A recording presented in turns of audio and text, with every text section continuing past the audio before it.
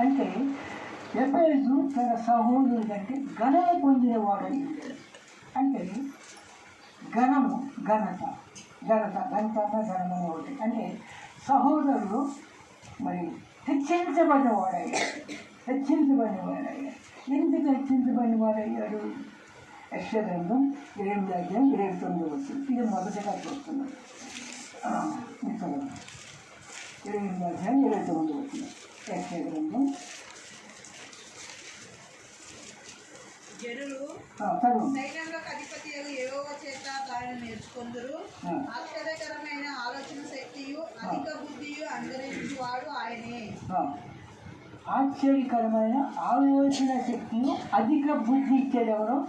మన ప్రభు అయిన యేసుక్రీస్తు వారు. అందుకే సహోదరుల కంటే హెచ్చించబడ్డాడు. ఇది మొదటిగా మన సహోదరుల కంటే ఘనము పొందిన వాళ్ళంటే ఘనత పొందిన 2-3 రిఫరెన్స్ చూద్దాము. అసలు ఈ బుద్ధి జ్ఞానం ఎక్కడి నుంచి వస్తాయి?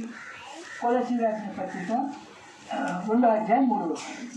కొలసీలు రాసిన పత్రిక 2:3.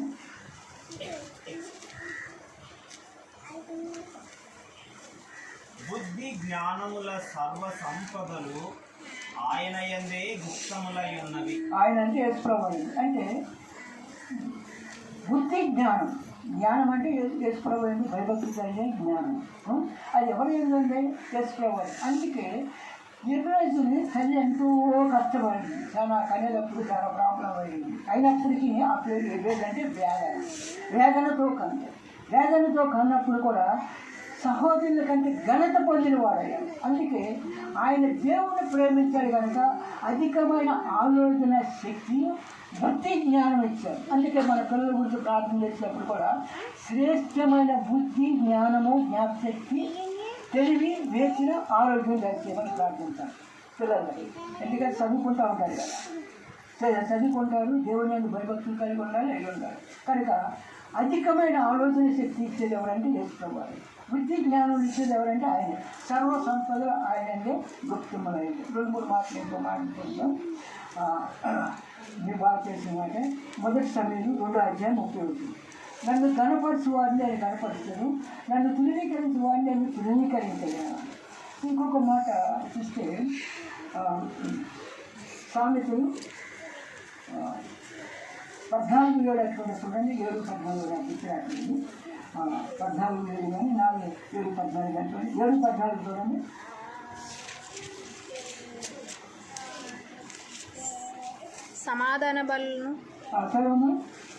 సమాధాన బలులను నేను అర్పింపవలసి ఉంటిని, నేడు నా మొక్కుబళ్ళు చెల్లించి ఉన్నాను.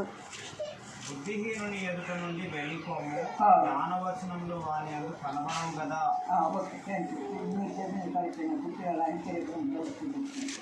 అదేనవుతుందని సామెతలు 14:14. బుద్ధిహీనులు విడిచిన వారికి మార్గములు వానికి రక్తసమము. అంతేనా? మరి చదవండి. బుద్ధిహీనుని ఎదుట నుండి వెళ్ళిపోము, జ్ఞానవచనంలో వాని యందు కనబడవు కదా. బుద్ధిహీనుని వెళ్ళిపోము అంటే బుద్ధిహీనుడి దగ్గర కూర్చోవద్దాను. అందుకని కీర్తనకారుడు కూడా మొదటి కీర్తనలో మొదటిగా ఏం రాస్తుందంటే యెహోవా ధర్మశాస్త్రంలో దివారాత్రులు ధ్యానించేవాడు జరిగింది. అవునా కదా? అందుకే అదంతా సరిగా కూడా వాడు ఫలాలు ఫలించే స్థితి వల్ల నీటి యొక్క నాటబడిన స్థితి వల్ల, నీటి అంటే వాక్యమని నీటితో పోల్చాడు. అంటే బుద్ధిహీనుడు ఆయన బుద్ధి లేనివాడు అంటే చెడు కార్యాలు చేసేవాడు. ఆడికి మనం ఎట్లా ఉండాలి? దూరంగా ఉండాలి. నీవు నేను కూడా దూరంగా ఉండాలి. తర్వాత ధర్మశాస్త్రమందు ఆనందించి దివారాత్రులు ధ్యానించేవాడు జరిగింది. మనకు టైం ఉన్నప్పుడల్లా ధర్మశాస్త్రం అంటే బైబుల్ ఉంది.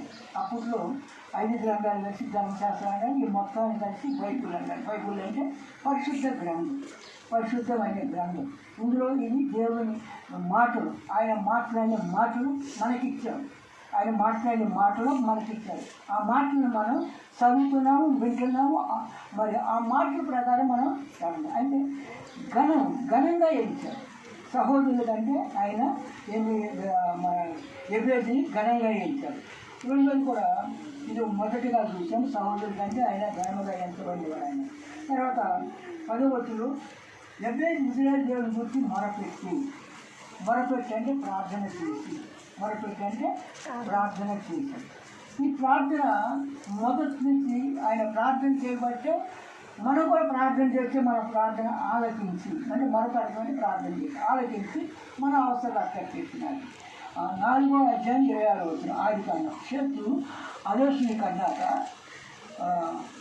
యెహోవా నామమున బలిపీఠం కట్టి ప్రార్థన చేశాడు. అంటే ఆయన దగ్గర ప్రార్థన చేస్తూ ఆరంభం. అయితే అంతకుముందు అవ్వ కూడా ఒక మాట ఉంది, యెహోవా దయ వల్ల నేను ఒక నలుగురిని సంపాదించాను, మంచోడు కానీ తగ్గోడు కానీ.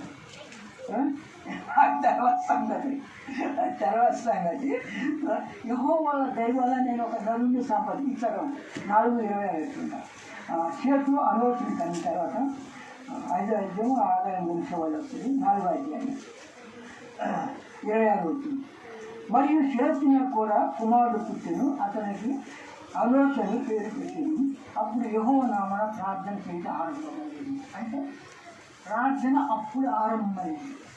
అది ఎప్పుడైంది? ప్రార్థన చేయటం అప్పుడు ఆరంభమైంది. నేను ఆలోచన పుట్టినాక ప్రార్థన చేశాడు, ప్రార్థన చేశాడు. అయితే ఇప్పుడు మనం ఎప్పుడు కూడా కాదు, ఇంకా ప్రార్థన గురించి చూస్తే ఎంతోమంది ప్రార్థన చేశారు. మరి ఆ తరాన్ని చూస్తే అబ్రహాం కూడా ప్రార్థన చేశాడు. అబ్రహాము ఆదికాండం 12వ అధ్యాయం 12వ అధ్యాయం నేను చెప్తాను. ఇక్కడ ప్రార్థన చేసింది బలిపేట 8వ వచ్చింది. అవంతా సగం కానీ 8 రాత్రులు వచ్చిన తర్వాత తూర్పున హాయికి మధ్యన గుడారం వేసి అక్కడ యెహోవా నామమున బలిపీఠం కట్టి యెహోవా నామమున ప్రార్థన చేశాడు. అంటే బలిపీఠ తూర్పున హాయికి బేతేలునకు హాయికి మధ్య బలిపీఠం కట్టాడు. బలిపీఠం అంటే బల్ల అంటే బల్ల దేని గుర్తు? ప్రార్థనకి పాప క్షమాపణని గుర్తు. బల్ల అంటే ఇప్పుడు మన ప్రభు వారి శరీర రక్తానికి గుర్తు. శరీర రక్తం దేనికి? ఆయన మన కొరకు ఇరిగిపడ్డారు. శరీరం అంతా కొరడాలతో కొట్టబడింది, నెల కొట్టబడింది, కొట్టబడింది. ఆయన రక్తం అంతా కాల్చింది. ఆ రక్తంతో మనల్ని కొనుక్కున్నారు. ఇది మనల్ని క్షమించారు. అప్పుడు వాళ్ళకి ఆ క్షమాపణ లేదు కనుక ప్రార్థించారు. అంటే బలిపీఠం కట్టి ప్రార్థించారు. అంటే అది ఒక ప్రత్యేక స్థలం ఉంచారు, ప్రార్థించారు. ఆ ప్రార్థన బట్టి అయితే ఇస్సాకు కూడా ప్రార్థించారు. 26వ అధ్యాయం బట్టి 26 100 ఆ సంవత్సరం పొందేసి 100 ఇస్సాకు 26:12 ఇస్సాకు ఆ దేశమందున్న వాడై విత్తనం వేసి ఆ సంవత్సరం 100 ఫలం పొందింది. యెహోవా అతన్ని ఆశీర్వదించింది. 26:12 అంటే ఇస్సాకు కూడా ప్రార్థన చేశాడు. యాకోబు కూడా ప్రార్థన చేశాడు. 32 లాస్ట్ వచ్చినట్టు ఆదికాండం. యాకోబు నీ పేరు ఏమంటే నా పేరు యాకోబు అంటే అదంతా కాదు స్టోరీ అంతా చదివితే నాకు అతి 32 మీరు 27:8 వచ్చినట్టు 32:27 నీ పేరేమని అడగగా అతడు యాకోబు అని చెప్పాను. అప్పుడు ఆయన నీవు దేవునితోనూ మనుషులతోనూ పోరాడి గెలిచితివి కనుక ఇక మీదట నీ పేరు ఇజ్రాయేలే కానీ యాకోబు అనబడదని చెప్పాను. ఇజ్రాయేల్ అంటే ఆశీర్వదించబడిన వాడు. తర్వాత ఉంటుంది అర్థమంటారు. ఇజ్రాయేలు నీ భాగ్యం అంత గొప్పని యెహోవా రక్షించి నేను పోయేవాడు. విద్యాభ్యాసాను 33:29 అయితే నిన్ను యాకోబు లాంటి జీవితం, నాకు కూడా యాకోబు లాంటి జీవితం. తండ్రిని మోసం చేశాను ఇందాక చెప్పా కదా, ఎవరు మోసం చేశాడు, ఆయన మోసం చేశాడు. అవన్నీ చెప్పలా పార్వ దగ్గర. నా జీవిత దినాలు మీ తర్వాత చదువుకున్నాను. దుఃఖకరంగా ఉన్నాను. అంటే దేనికి? మారు మనసు పశ్చాత్తాప అడ్డాడు. అందుకే ఇక్కడ కూడా యాకోబు మరి నన్ను సృష్టికర్తగా నా పేరేంటో ఆయన తెలియదా? తెలుసు. నీ పేరేంటని అడిగినప్పుడు యాకోబు అన్నాడు. ఇంతకుముందే ఇజ్రాయేల్గా మార్చాడు, అయినా యాకోబు అని చెప్పాడు. యాకోబు అంటే మోసగాడు అని చెప్పాడు. అయితే నిన్ను ఇజ్రాయేల్గా మారుస్తున్నా అన్నాడు. ఇజ్రాయేల్గా మార్చాడు. అందుకే ఇజ్రాయేల్ దేశాన్నే మార్చేశాడు. ఆయన దేశం యాకోబు కూడా ప్రార్థన లేదు. మనం ముగ్గురు చూసాం ప్రార్థనలో. కొత్త ప్రార్థన కూడా ఒకటి తెలుసు. మొదటగా అదే ప్రార్థన చేశాడు, అప్పుడు స్టార్ట్ అయింది. తర్వాత అబ్రహాం ప్రార్థన చేశాడు, తర్వాత ఇస్సాకు ప్రార్థన చేశాడు. ఒక నలుగురు చూశాను. అయితే యాకోబు ప్రార్థన చేశాడు. ఎప్తా కూడా ప్రార్థన చేశాడు. న్యాయాధిపతులు 11 చూడండి ఒకసారి. ఎప్తా కూడా ప్రార్థన చేశాడు. ఇంకా ఈ దీంతో 2-3 మాటలు న్యూ టెస్ట్మెంట్లో చూసి మనం ఇంకా ముందుకు సాగుతాం. న్యాయాధిపతులు 11 యెహోషువ తర్వాత న్యాయాధిపతులు అంతేనా, లేకపోతే న్యాయాధిపతుల తర్వాత యెహోషువ? కాబట్టి యెఫ్తా గిలాదు పెద్దలతో పోయినప్పుడు తమ తన మనసులో ఉన్నదంతా చెప్పుకోండి చాలు. అంటే మనసులో ఏముంటుంది? ఇప్పుడు దేవుడి దగ్గరికి వెళ్ళినప్పుడు 11 ఆయన మనసులో ఉన్నంత చెప్పుకున్నారు. మీరు ఇక్కడికి వచ్చినప్పుడు ఏం చెప్పుకుంటా? మంచి ఆకలిలోనో దెబ్బలు లేకపోతే మంచి ఇబ్బందులు వస్తే నువ్వు నాకు చెప్తావా? చెప్పవు కదా. ఆయన చెప్పుకున్నావు. ఆ మనసులో ఉన్నదంతా చెప్పుకున్నప్పుడు ఆయన ప్రార్థన ఆలకించి ఎక్కడ విజయాన్ని ఇచ్చారు. తర్వాత ఎఫెసీ గ్రంథం న్యూ టెస్ట్మెంట్లో ఉంది. 6వ అధ్యాయం 18వ వచనం. ఆత్మలో ప్రతి సమయం నందును ప్రతి విధమైన ప్రార్థన విజ్ఞాపన చేస్తూ ఆ విషయమై సమస్త పరిశుద్ధుల నిమిత్తము పూర్ణమైన పట్టుదలతో విజ్ఞాపన చేస్తూ మెలకువగా ఉంది. ఏం చేయాలి? ప్రార్థనలో మెలకువగా ఉండాలి. ఎప్పుడైనా తెలుసుకోవచ్చు. మధ్యరాత్రిలో మెలుకోవచ్చునే చేసుకోవచ్చు. నేను యాక్చువల్గా 5 గంటలు వేస్తాను. 4 గంటలు వేసాను. 4 గంటలు వేసి వచ్చేవాడికి లోకల్ ట్రైన్ క్యాన్సిల్ చేసాను. ఎంఎంటీఎస్ 4 గంటలకు వచ్చి గుండానగర్ నుంచి వచ్చి క్యాన్సిల్ చేశాను. అది కనుక 5 రేపు వచ్చేసి నేను 5 బయలుదేరి వచ్చాను. మాకు 5-10 నిమిషాలు నడిచి వస్తే మళ్ళీ మా అబ్బాయిని ఎందుకులే లేస్తాం వేరే వచ్చేద్దామని వచ్చాను. ఆ ట్రైన్ క్యాన్సిల్ చేసిన వల్ల వాడు 5:45 వేరే ట్రైన్ వచ్చింది. లోకల్ అదే ఇచ్చారు. లేకపోతే నేను ముందు ట్రైన్కే వచ్చింది. నేను లింగంపల్లి వచ్చేప్పటికే రాయచూర్ ఎక్స్ప్రెస్ వెళ్ళిపోయింది. తర్వాత వాడికి వచ్చాం. వాడి అంటే ఆకుండా వచ్చింది. అయితే ఎప్పుడు ఏం చేయాలంటే ఆత్మదేవుడు పరిశుద్ధాత్మదేవుడు వల్ల ప్రతి సమయమందు ప్రతి విధమైన ప్రార్థన, నీ అవసరాలను బట్టి ఏ విధమైన సంఘం గురించి ప్రార్థన చేయాలి, నీ పక్క గురించి చేయాలి, తర్వాత అందరి గురించి కూడా చేయాలి. ప్రార్థన నీ గుర్తుందని అలా కూడా చేయాలి. నువ్వు ఎప్పుడైనా చేసుకోవచ్చు. మధ్యరాత్రిలో మెలుకువతా చేసుకోవచ్చు. మనం పడుకునేటప్పుడు చేస్తాం, లేచినప్పుడు చేస్తాం. మధ్యరాత్రిలో మెలుకువచ్చి నిద్ర పడిపోతే అటు ఇటు వెళ్ళే బదులు ఆ కొంచెం ప్రార్థన అందరి గురించి అయితే అక్కడ పడుకుంటే కళ్ళు అట్లాగే మూసుకుని అట్లాగే నిద్రస్తాం. తర్వాత లేకాల్సిన టైం లేకపోయినా పర్వాలేదు, అది లేకపోయినా పర్వాలేదు. నేను ఇవాళ చేయలేదు కానీ నాకు అర్థం. మళ్ళీ సెలవు అలారం పెట్టుకున్నాను 4 గంటలు. మళ్ళీ లేకపోతే మేము ఆ బస్సు పోతే మీకు దగ్గరికి రాలేదు. మిగతా అప్పుడు కట్టిన కానీ సండే మరి కంపల్సరీ కట్టాను. సండే దూరం అయితే కట్టాను. 4 అయితే 5 చెప్తాను. అయినా ట్రైన్ క్యాన్సిల్ చేసినట్టు మాకు ఏం చూపలేదు. అక్కడికి వచ్చి రైల్వే స్టేషన్ చూస్తే ట్రైన్ క్యాన్సిల్ అయింది. సెలవు చూసుకుంటే కూడా 4 గంటలు ఉండాలి. 5 నుంచి వస్తాను. మా దగ్గర సరిగ్గా 5:10 వచ్చాను. నేను 5:30కి వచ్చి అది దొరికెళ్ళి 7 అయిపోతుంది. ప్రతి విధమైన ఆత్మలో ప్రతి సమయంలో ప్రతి విధమైన ప్రార్థన విజ్ఞాపన చేస్తూ ఆ విషయమై సమస్త పరిశుద్ధులు అంటే మన సంఘంలో ఉండేవాళ్ళు, మనతో సహవాసం చేసేవాళ్ళు, వాళ్ళు కూడా పరిశుద్ధులే. మన పక్క వాళ్ళు వేరే సంఘానికి వాళ్ళు కూడా పరిశుద్ధులే. వాడి గురించి కూడా తెలియాలి మనం చేయాలి. అయితే సమస్త పరిశుద్ధితో పరిశుద్ధులతో పూర్ణమైన పట్టుదలతో విజ్ఞాపన చేస్తూ మెలకువగా ఉంటుంది. మెలకువతో ఉండాలి.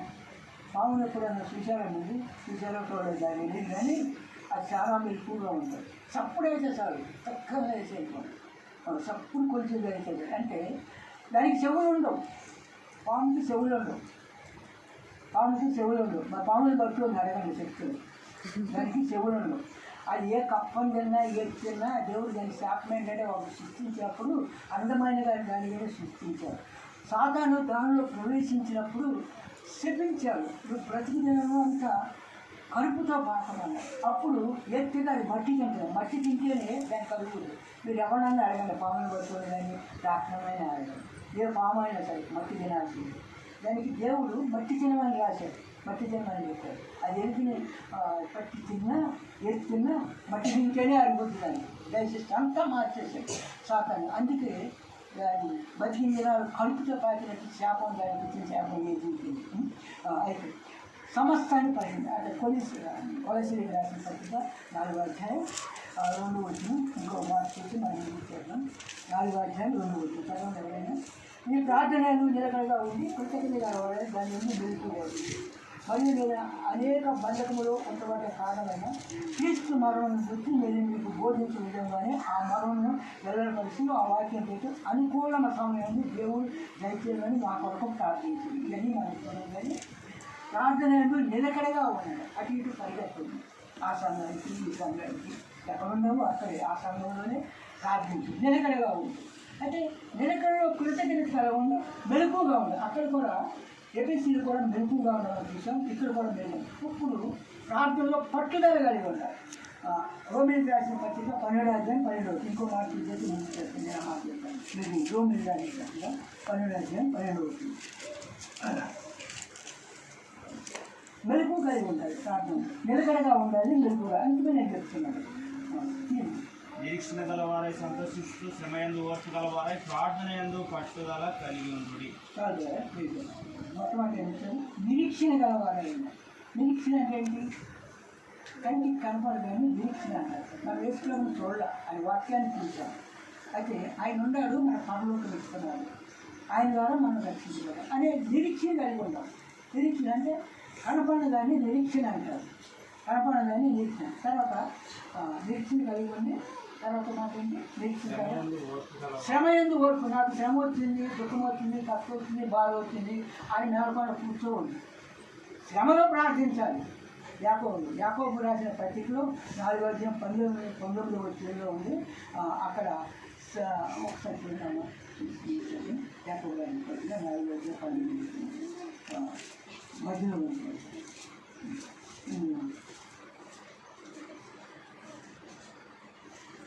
నేను 5 ఒకసారి మీలో ఎవరికైనా శ్రమ సంభవించినా అతడు ప్రార్థన చేయవలను, ఎవరికైనా సంతోషం కలిగినా అతడు కీర్తనలు పాడవాలి. శ్రమ కలిగిందని మానేలేదు. అంటే జ్వరం వచ్చింది ఎక్కలేదు, అది వేరుగా ఉంది. నువ్వు ఊరికే మానేస్తే లెక్క చెప్పాలి. ఇందాక అడిగి ఉంది, లెక్క చెప్పాలి. ప్రతి వాడు లెక్క చెప్పాలి. అంటే ప్రార్థనలో నిలకడగా ఉండండి, ఎల్లప్పుడూ సంతోషంగా ఉండండి మాట కూడా ఉంటుంది. ఇక్కడ 8వ అధ్యాయంలో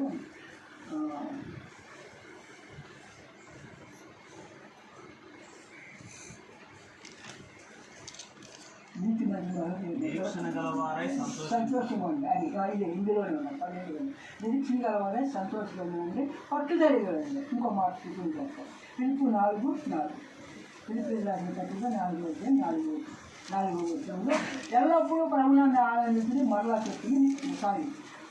నేను 6వ వచ్చింది, క్షమించండి 6వ వచ్చింది.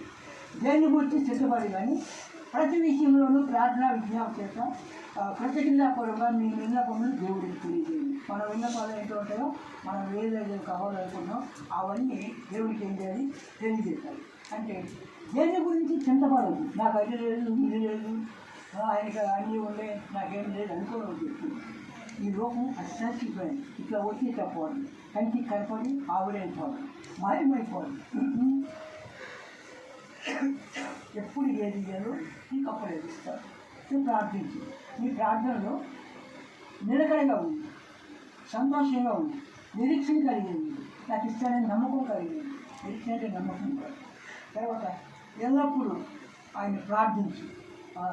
మరి ఆయన నీకు ప్రతిదీ దయచేస్తారు. చాలు. మొదటిగా ఆయన మొరపెట్టింది.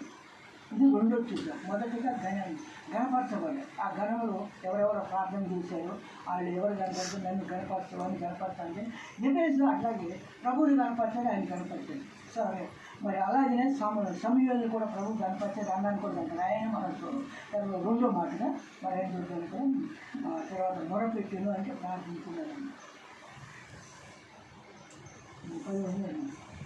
నీవు నన్ను నిశ్చయముగా ఆశ్రయించి, ఇది మూడో మాట. ఏం చేయాలి? ఆశ్రయించి. ఎవరు ఆశ్రయిస్తారు? దేవుడు మనల్ని ఆశ్రయించాలి, మన ప్రభు మనల్ని ఆశ్రయించాలి. ఈ లోకం సాతాన్ని ఇచ్చింది సాప్తాయం అంటే. సో ఆదాముని దేవుడు ఆశ్రయించాలి. మొదటి ఆశ్రయించాలి, స్వతంత్రం ఇచ్చాడు, ఆయన పోగొట్టుకున్నాడు. అదే ఆశీర్వాదం నోవాహుకి ఇచ్చాడు. ఆదికాండం 9వ అధ్యాయం మొదలు వచ్చింటాను. తర్వాత నేను 5 మాటలు నాకు ఆదికాండం 9వ అధ్యాయం మొదలు వచ్చింటాను.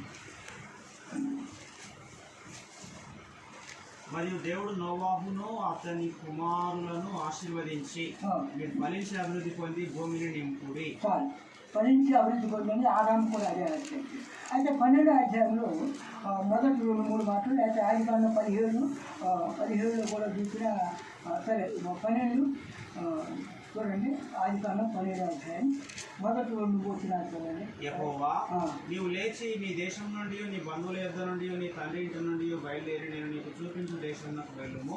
నిన్ను గొప్ప జనంగా చేసి నేను ఆశీర్వదించి నీ నామును గొప్ప చేయుదును. నీవు ఆశీర్వాదంగా నువ్వు నేను ఆశీర్వదించి వారిని ఆశీర్వదించదను, నేను దూషించి వారిని శపించదను. భూమి యొక్క సమస్త వంశంలో నీ అందు ఆశీర్వదింపబడిన అబ్రాహాముతో అనగా ఆశీర్వాదంలో అబ్రహాము కూడా దేవుడు ఆశీర్వదించాడు, యాకోబుని కూడా ఆశీర్వదించాడు. మొట్టమొదటి యాకోబు అన్నల మాటలు ఆశీర్వదించాడు, అది కాదు లాస్ట్లో ఆయన ఆశ్రయించి ఇజ్రాయేల్ భాగ్యం. అలాగే తరతరాల నుంచి కూడా ఆశీర్వాదంతోనే ప్రారంభమవుతుంది, ఆశీర్వాదంతోనే ప్రారంభం. అంటే దేవుడు మనం ఆశీర్వదించాలి. ప్రభావ నువ్వు నన్ను ఆశ్రయించి నా దీన స్థితిని జ్ఞాపకం చేసుకుని నన్ను ఆశీర్వాదం ఇంకా ఎన్నో తీసుకుంటే కూడా ఈ ఆశీర్వాదాలు అనేక మంది దావీదును కూడా ఆశ్రయించారు, మరి ఇంకా రాజులను కూడా ఆశ్రయించారు, ఎంతోమంది రాజులను ఆశ్రయించారు. అక్కడ గర్వించినప్పుడు పడగొట్టారు. డబ్బు సంపాదన ఎక్కువైనప్పుడు ఏమవుతుందంటే గర్వం వస్తుంది. అలా రాజు ఎంతోమంది పడిపోయి వాళ్ళందరూ పడగొట్టేశారు. అంటే దావీదు నిత్యం ఆశ్రయించబడ్డాడు, కానీ దావీదు ఒకే తప్పు చేశాడు. ఆ తప్పుని బట్టి కూడా ఆయన శిక్షించాడు, సరి చేశాడు, అయిపోయింది. తర్వాత ఆశీర్వదించి, అంటే నేను ఎక్కువ మాట్లాడుతున్నాను, నీవు నన్ను ఆశ్రయిస్తే నేను ఆశ్రయిస్తాను. మనం ఎవరమో చూస్తే మొదటి పేతురు రాసిన పత్రిక 3వ అధ్యాయం 19వ చూడండి. మనల్ని కూడా దేవుడు ఎలా ఆశ్రయిస్తాడు. ఇంకా 2-3 మాటలు చెప్తాను. మొదటి పేతురు రాసిన పత్రిక 3వ అధ్యాయం 19వ వచనం. సారీ 9వ వచనం. ప్రతికీడైనను దూషణకు ప్రతి దూషణైనను చేయక దీవించుడి. చాలు. ఇప్పుడు ఏమంటున్నాడు, మనల్ని ఆశీర్వాదములకు మీరు వారసులు. అంటే రక్షించబడిన ప్రతి వ్యక్తి ఆశీర్వాదానికి వారసుడు. అవునా కాదా? మీరే చెప్పాలి ఆ మాట. ఆశ్రయించి నన్ను ఆశ్రయించాలని చెప్పండి, లేకపోతే నన్ను ఇంకా ఇదే స్థితిలో ఉన్నాయని చెప్పండి. పైకి లేస్తారు, సంఘం ప్రార్థన చేస్తారు. సంఘ ప్రార్థనని మిమ్మల్ని ఏ ఆశీర్వాదం కావాలి? ఆత్మీయ ఆశీర్వాదం కావాలా, లేకపోతే శారీరకమైన ఆస్తి సంపాదన కావాలా? ఇవన్నీ తాత్కాలికంగా ఉండేవి. ఈ బంగ్లా ఉందా, ఈ కారు ఉందా, ఈ భూములు ఉందా, ఇవన్నీ ఏంటి తాత్కాలికంగా ఉండేవి. మనిషికి ఏం కావాలో అవన్నీ ఆయనకి తెలుసు. తింటాకి మరి అందుకే యాకోబు ఏమన్నాడు, 10వ వంతు చెల్లిస్తాను ఏమన్నాడు, తినటానికి తిండి, కట్టుకోవడానికి బట్ట, ఇంకోటి అడిగాడు, బట్టకి నివాసం అడిగాడు. ఈ 3 ఉంటే చాలు అన్నాడు. మనకు కూడా అంతే, ఆ 3 ఉంటే చాలు. తినటానికి తిండి, అవునా కాదా, కట్టుకోవడానికి వస్త్రం, ఉండటానికి నివాసం. హిందీలో ఏదో మాట చెప్పారు, కపడా మకనంతో వదిలే. సరే, ఇప్పుడు మనం 3 మాటలు చూసాం. 3 మాటలు. మొదటిగా ఏం చూసాము, నన్ను ఘనంగా ఇచ్చాడు ప్రభు, ఘనంగా ఇచ్చాడు. తర్వాత రెండోది ఆశీర్వదించబడ్డాడు. సారీ ప్రార్థించమన్నాడు. ప్రార్థనలో యేసు నుంచి చూసాం. మూడవది ఇది కూడా, ఇందులో కూడా వీళ్ళే వస్తామంటారు. ఈ ఆశీర్వాదంలో కూడా అబ్రహామును ఆశ్రయించాడు, మరి నోవాను ఆశీర్వదించాడు, ఆ తర్వాత సమూయేలును ఆశ్రయించాడు, ప్రవక్తలను అందరినీ ఆశ్రయించాడు, సంసోనును ఆశ్రయించాడు, వీళ్ళందరూ ఆశ్రయించారు. విశ్వాసం వీళ్ళు పట్టిలో కూడా చూస్తే కూడా ఆశీర్వాదం. తర్వాత 4వది ఏమిచ్చాడో చూద్దాం మనం. నా సరిహద్దులు విశాలపరిచి. సరిహద్దులు అంటే మన పక్కన ఉన్నవాడు. ఏమంటే మన సరిహద్దు. పొలం ఉంది కదా మీకు, పొలంలో పక్కోడు మరి మన గట్టు ఇటు సరిపెడతా ఉంటాడు కదా, తెస్తాడా లేదా? మీరు మాట్లాడలేదు, మాకు పొలం ఎక్కువ లేదు కానీ జరుపుతాడా లేదా? జరుపుతారు. మనం లేదనుకో, మన కాంపౌండ్ వాళ్ళు మన బార్డర్లు ఉంటే యువతలో జరుపుతాడు, ఇతలో జరుపుతాడు. అందుకే మనం ప్రార్థన చేయాలి. ఇప్పుడు చూడండి, 147 కీర్తన 14 వచ్చిన.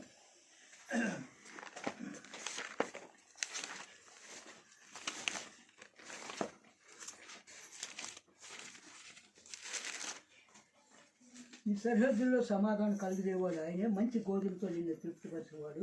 ఇంకా ఈ సరిహద్దుల్లో సమాధానం కలగజేయవాడు ఆయనే. 14 చదువు బ్రదర్, చదువు. మంచి గోధులతో నిన్ను తృప్తిపరిచేవాడు ఆయనే. అయితే సరిహద్దుల్లో సమాధానం కలగజేవాడు ఆయనే, మంచి గోధుమలతో నిన్ను తీర్చుకోవాల్సి కూడా ఆయనే. అంటే మన సరిహద్దుల గురించి ప్రార్థించాలి. మందిరం కానీ, ఇల్లు కానీ, పొలం కానీ ప్రార్థించాలి. పొలమాకి ఏం చేస్తాడు, ఈ గట్టెట్లా అది సరిపెడతాడు, అది ఆక్రమిస్తాడు. ఇల్లు కూడా అంటే ఏం చేస్తాడు, ఆడికి అక్కడ వరకు ఉంటే ఎక్కడ ఆకొస్తాడు కాంపౌండ్. మళ్ళీ మనం అక్కడికి వెళ్ళి కోర్టుకి వెళ్ళి తెచ్చి చేసినాక ఆడంటాడు కోర్టు ఏమంటాడు, కట్టేసాడుగా కట్టక ముందు చేసామంటాడు. కట్టక ముందు ఏం చేసావు, కట్టిన రేటు బట్టి అంటాడు. అలా మోసాలు చేస్తాడు. ఆ మోసం జరగకుండా ఉండాలని ఏం చేస్తాడు, నీ సరిహద్దుల్లో సమాధానం కలిగేస్తాడు. ఇది ఎబేజు ప్రార్థించారు. మనం కూడా ఆ విధంగా ఇంకా 2-3 మాటలు ఉన్నాయి కానీ నాకు గుర్తు రావట్లేదు. ఈ సరిహద్దుల్లో సమాధానం అనేది ఇంకా 2 సార్లు ఇచ్చాడు. ఆ వాక్యంలో నాకు గుర్తు రావట్లేదు. ఒకటే మాటలో విడిచిపెట్టేస్తున్నాను. మీరు ఇంకా తర్వాత సరిహద్దుల్లో సమాధానము కలిగి విశాలపరిచి చేయాలి. నీ చెయ్యి నాకు తోడయ్యింది అంటే ఆయన చెయ్యి మన తోడుగా ఉంటే మనం ఏ పని చేసినా ఇది చేస్తాం. అంటే చేతితో మేలు చేస్తారు, కీడు చేస్తారు. అవునా కాదా? మేలు ఎట్లా చేస్తారు, మంచి రాయాలన్నా తెచ్చి కూడా మేలు రాస్తారు, చెడు రాయాలన్నా చేత్తోనే రాస్తారు. అందుకే పాపానికి ముందు కాళ్ళు పరిగెత్తి చేతులు ఇచ్చేస్తాయి. అందుకే మన పాపాల కొరకు ఆయన కాళ్ళలో మేకులు కొట్టారు, చేతుల్లో మేకులు కొట్టారు, హృదయంలో గుచ్చారు. తర్వాత తలపైన ఆలోచనలో సెలవు పెట్టి ఆ ముళ్ళకిలను పెట్టి అనిశారు. 89వ కీర్తన 26-27 ఉంటుంది. నా చెయ్య ఎడతెక్క నా బాహుబలం చేత నేను బలపడతాను. దావీదు మాట్లాడుతూ ఉంటాను. దావీదుకి నిత్యనిబంధన చేస్తాను. 89వ కీర్తన 89, 14 కానీ 26 కానీ ఉంటుంది.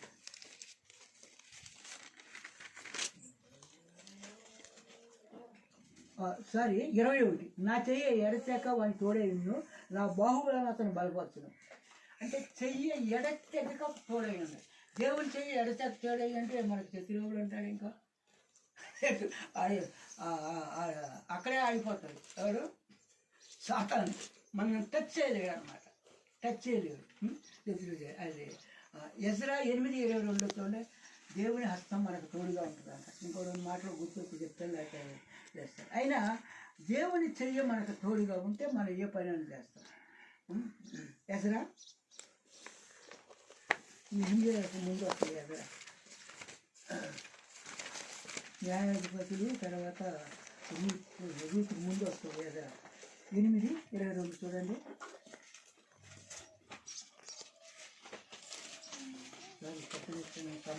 వారందరికీ మా దేవుని హస్తము తోడుగా ఉండును గాని.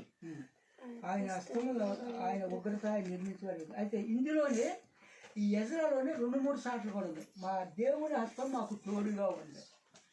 అంటే ఆయన చెయ్యి మనకు తోడుగా ఉంది. ఆయన చెయ్యి మనకి తోడుగా ఉంది కనుక మనకు ఆయన చెయ్యి తోడుగా ఉంటే మనం అన్ని విషయాల్లో కూడా మనం ఇది చేస్తాం.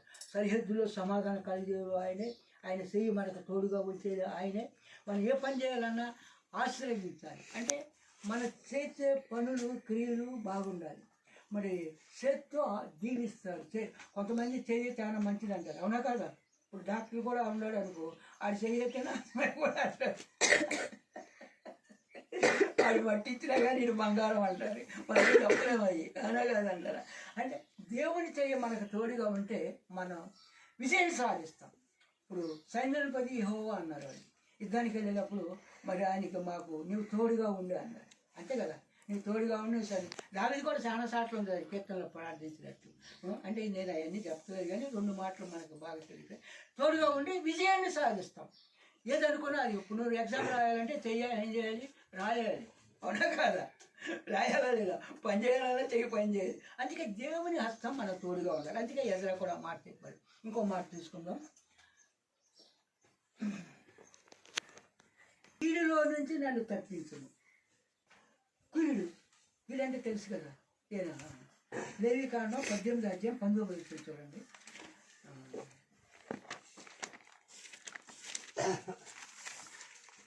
లేవికాండం, ఆదికాండం, సంఖ్యాకాండం, నిర్మకాండం, సంఖ్యాకాండం, లేవికాండం కల్లా సంఖ్యాకాండం అవుతుంది. 18వ అధ్యాయం.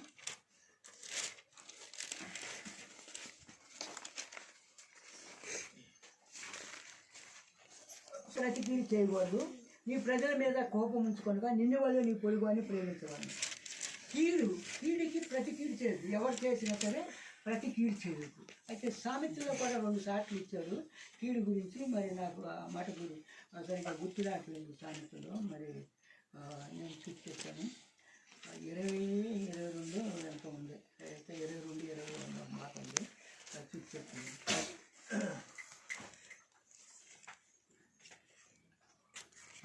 20-22 కీడుకు ప్రతి కీడు చేయడానికి యెహోవా కొరకు కనిపెట్టుకుని ఆయన నిన్ను రక్షించు. అంటే కీడు చేసాడని మనం కీడు చేయొద్దు, దేవునికి అప్పచెప్పాలి. చాలామంది చాలా కీడు చేస్తాడు. ఏం చేస్తాడు? పగ తీస్తే నా పని కనుక ప్రగ తీర్చేది ఎవడో ప్రభాని యేసుక్రీస్తు. కనుక మనము అది కీడు చేసాడని కీడు చేయకూడదు. 6 విషయాలు చెప్పేశాను సింపుల్గా అన్నా సరే అన్నీ. మొదట సహోదరుల కంటే ఘనత పొందారు. తల్లి కూడా వేదన కనుక కనుక ఆ వేదన బాధన పట్టి ఎబేజ్ అన్నారు. ఎబేజ్ అంటే వేదన అంటే ఎబేజు మంచి ప్రార్థన పరుడు, విశ్వాసి. అర్థమవుతుంది కదా? ప్రార్థించాడంటే అంతే కదా.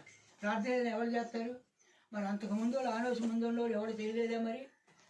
మరి కయ్యంతో మాట్లాడాడు, నేను తప్పు చేశాను ఆయన ఒప్పుకున్నప్పుడు గుర్తేశాడు. అయినా కానీ మారు మనసు పొందలేదు. మరి ఆయన చేయవచ్చుగా? తెలియదు. అనేసు మరి చేతుకు అనేసి పుట్టాక ప్రార్థన ఆరంభించాడు. అలాగే అబ్రహాం ప్రార్థన చేశాడు. అంటే మొదటగా ఘనపరిచాడు, ప్రభువుని ఘనపరిచాడు ఎబేజు. అందుకే ఆయన్ని ఘనపరిచాడు. నన్ను ఘనపరచువాన్ని నేను ఘనపరిచాను. అధిక బుద్ధి, అధిక ఆలోచన శక్తి ఆయనే ఇస్తాడు. మనం ప్రార్థించాలి. తర్వాత రెండోదిగా ఆయన మొరపెట్టి అంటే ప్రార్థించాడు. అన్ని విషయాల్లో మనం ప్రార్థన చేయాలి.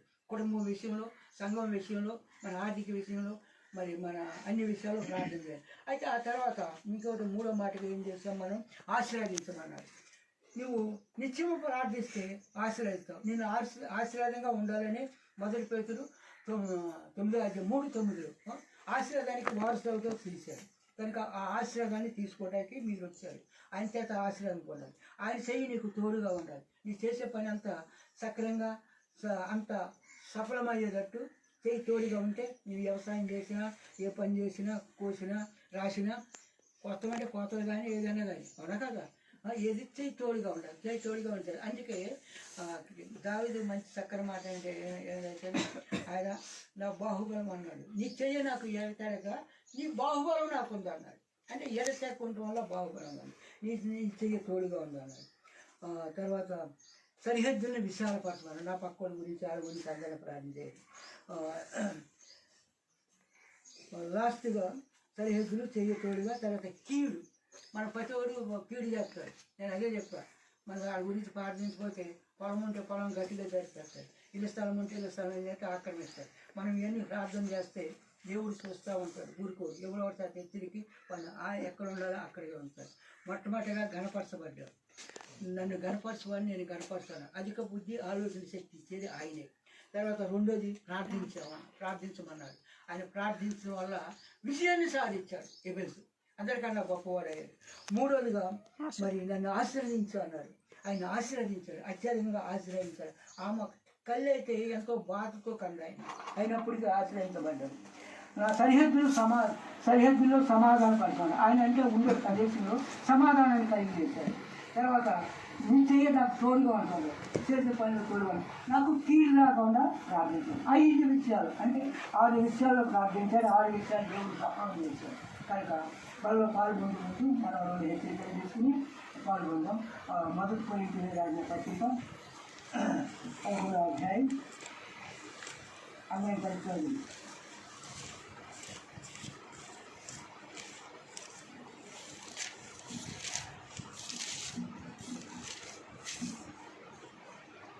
29 వచ్చింది. చదువుతాం అందరం కలిసి చదువుతాం. 11వ అధ్యాయం 29 వచ్చింది. అందరిది మొదటి కొరింథీ 11వ అధ్యాయం 29. ప్రభు శరీరమని వివేచింపక తిని త్రాగువాడు తమకు కలుగుటకే తిని త్రాగుచున్నాడు. అనేకులు బలహీనులు రోగులై ఉన్నారు, చాలా మంది నిద్రించున్నారు. మాకన్నా చిన్నోళ్ళు పెద్దోళ్ళు కూడా వెళ్ళిపోయారు. పర్వకానికాలనే దానికాలనే ఆయుష్కాలం పొడిగించారు. ఆయన దయ ఆయుష్కాలం కోపం ముగించింది. అయితే నా క్రియలను బట్టి చూస్తే మరి నేను ఎప్పుడో వెళ్ళిపోవాల్సిన ఆయుష్కాన్ని పొడిగించాను. పొడిగించినప్పుడు ఏం చేయాలి? బలలో పశ్చాత్తాపడాలి. ప్రభువా, నీ రక్తం ఇచ్చి నన్ను కొనుక్కున్నావు, నీ కోరిన స్థాయిలో లేను, నేను ఫలించాలని నా కోసం ఎదురు చూసావు, నేను కారు ద్రాక్షాలు కాచాను, మరి అయినప్పటికీ నా గొడ్డలు నా మీద పెట్టి తీసావు, తీర్పు తీరుస్తాను, నేను తీర్పు తీర్చలేదు, మరి నన్ను ధన్యుడిగా చేసావు. ఇప్పుడు నేను క్షమాపణ పొందుతున్నా. నేను తెలియక కొన్ని పాపాలు చేశాను, తెలిసి కొన్ని చేశాను, తెలియని చేశాను, ఆ కోడి తీరు చేశాను. మనసులో చెప్పుకో, బయట చెప్పుకో, మనసులో చెప్పుకో, అంతేగాని బయటికి చెప్పదు. మనసులో చెప్పుకోండి. ఏదైనా సరే పక్కోడికి నేను అన్యాయం చేయాలి, అది మనసులో చెప్పుకోవాలి. మనసు నీ మనసు ఆయనకి తెలుసు. నీ మనసు ఒప్పుకుంటే హృదయం శుభ్రపడినట్టు, ఆయన ఆయన రక్తంతో కడిగేసినట్టు. నీ మనసు ఒప్పుకోకపోతే బిగిసిపోయి ఉంటుంది. ఒక ఆయన గుండె బిగిసిపోయి దావీదు ఆయన చేసుకుంటారు కదా, ఆయన 24 అధ్యాయం 25 అధ్యాయం. నాబాలు హృదయము తాగి డ్యాన్స్ వేస్తూ ఉంటే దావీదు హెచ్చరిక పంపించిన నాబాలు ఆమె తీసుకెళ్ళి చేసినాక ఆవిడ మత్తు దిగినాక తెల్లవారు తీసుకెళ్ళి మన దగ్గర నేను తీసుకెళ్ళాలంటే ఆ మాటినాడు హృదయం బిగిసిపోయి అక్కడ చచ్చిపోతాడు 10 దినాలు. అలా హృదయాన్ని కఠినపరచుకోవద్దు. ఇది ఈ సమయం రాలిక, ఈ సమయం రాదు. మనం వెళ్ళిపోవాలనుకో లెక్క చెప్పాలి, ఉండాలేక చెప్పాలి. నేను ఉండాలేక చెప్పాలంటే క్షమాపణ అడగాలి, అప్పుడు క్షమిస్తారు. క్షమాపణ అడిగి బల్లో ప్రతి వాళ్ళు పాల్పొందాలి.